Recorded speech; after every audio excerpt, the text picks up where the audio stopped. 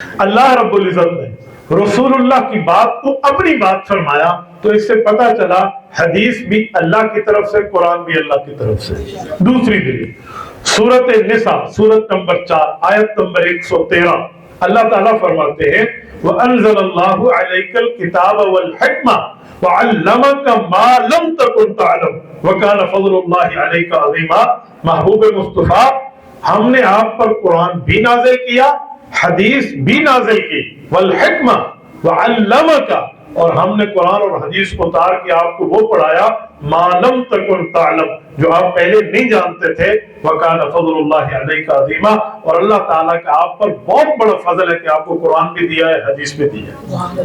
یہ آیت بتا رہی ہے کہ قرآن بھی اللہ کی طرف سے ہے، حدیث بھی اللہ کی طرف سے ہے۔ یہ بات ذہن میں رکھنی چاہیے کہ قرآن بھی اللہ کی طرف سے، حدیث بھی اللہ کی طرف سے۔ یاد رکھیں، اگر حدیث اللہ کی طرف سے نہ ہوتی، حدیث آسمان سے نازل نہ ہوتی، حدیث آسمان سے اتری نہ ہوتی، ہم نماز میں کبھی حدیث نہ پڑھ سکتے۔ ہم آج نماز میں حدیثیں پڑھتے ہیں، قرآن کے ساتھ احادیث پڑھتے ہیں نماز میں، تب ہماری نماز مکمل ہوتی ہے۔ آپ کہیں گے ہم حدیث کہاں پڑھتے ہیں؟ کہ سبحانک اللہم و بحمدک و تبارک اسمک و تعالی جدک و لا الہ غیرک پورے قرآن میں نہیں ہے، یہ حضور کی حدیث میں ہے، ہم یہ نماز میں پڑھتے ہیں۔ اعوذ باللہ من الشیطان الرجیم پورے قرآن میں نہیں ہے، یہ حضور کے فرمان میں ہم یہ نماز میں پڑھتے ہیں۔ قرآن بھی پڑھا جاتا ہے نماز میں۔ اگر میں اس سے بھی آگے چلوں تو غیر المغضوب علیہم ولا الضالین کے بعد ہم کیا کہتے ہیں؟ آمین۔ یہ آمین کہنا پورے قرآن میں نہیں ہے۔ پورے قرآن میں آمین کے لیے آپ مجھے لفظ اور آیت دکھا دیں، قرآن پاک میں نہیں ہے۔ قرآن میں تو ولا الضالین ہے، ختم۔ آگے الف لام میم کی صورت شروع ہو رہی ہے، وہاں آمین نہیں ہے، آمین حضور کی حدیث ہے۔ یہ پیغمبر علیہ السلام نے آمین فرمایا، ہم نماز میں آمین کہہ دیتے ہیں۔ یہ سمیع اللہ لمن حمدہ یہ حدیث ہے، ربنا لک الحمد حدیث ہے۔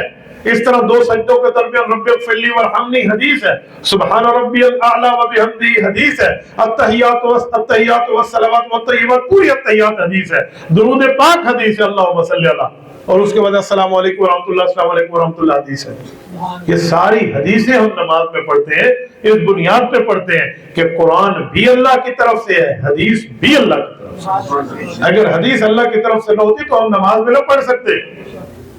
یہ جو ادعیہ معصورہ، یہ جو ہمارے یہاں ایک لفظ چلتا ہے کہ وہ دعا مانگو جو حضور سے نقل ہو کے آئی ہے، تو اس سے پتہ چلا یا قرآن کی دعا ہوگی یا حدیث کی دعا ہوگی۔ تو ہم نماز شروع حدیث سے کرتے ہیں، ہم نماز ختم حدیث سے کرتے ہیں۔ سبحانک اللہم سے شروع ہو رہا ہے اور السلام علیکم پہ ختم ہو رہا ہے، تو سبحان اللہ بھی حدیث ہے اور السلام علیکم بھی حدیث ہے۔ تو یہ دلیل ہے اس بات کی کہ حدیث کی اتنی اہمیت ہے، حدیث کی اتنی ویلیو ہے۔